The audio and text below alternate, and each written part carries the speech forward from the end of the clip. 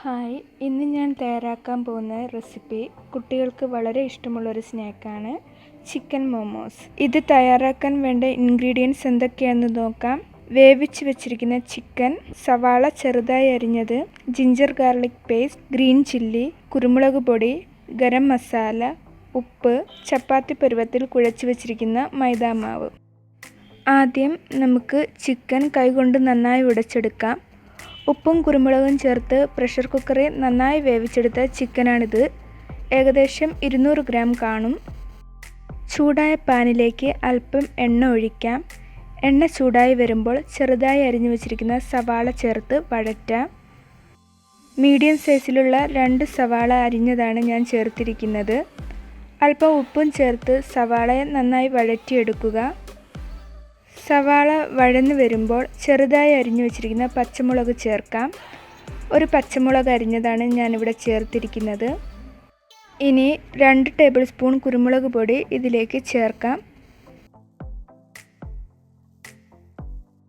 1 teaspoon ginger garlic paste ചേർക്കുക.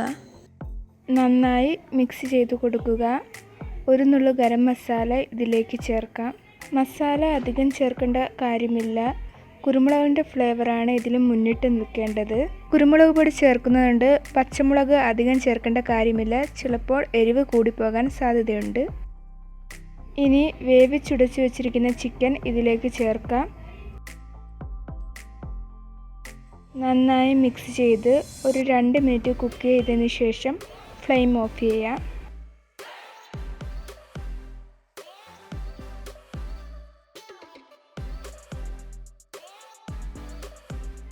ഇനി കുഴച്ച് വെച്ചിരിക്കുന്ന മാവിൽ നിന്ന് ഓരോ ചെറിയ ഉരുളകളെടുത്ത് നമുക്ക് പരത്താം. ഇത് ഞാൻ അരമണിക്കൂർ മുമ്പ് കുഴച്ച് വെച്ച മാവാണ്. ഓരോ ഉരുളകളെടുത്ത് പൂരിക്ക് പരത്തുന്ന അതേ സൈസിൽ പരത്തുക.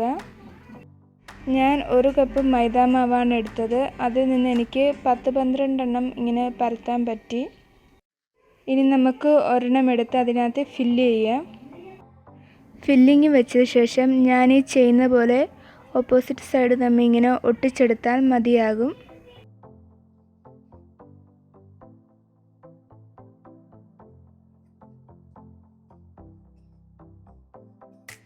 വെളുത്തുള്ളിയുടെ ഷേപ്പിൽ ഇങ്ങനെ ആക്കിയെടുക്കുക.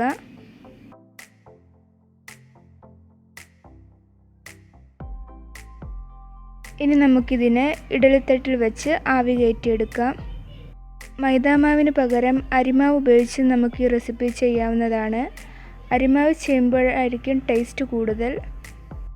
ഏകദേശം 10 മിനിറ്റ് കഴിയുമ്പോഴേക്കും ഇത് കുക്കായി കിട്ടും. നമുക്കിത് തുറന്ന് നോക്കാം. മോമോസ് കുക്കായിട്ടുണ്ട്.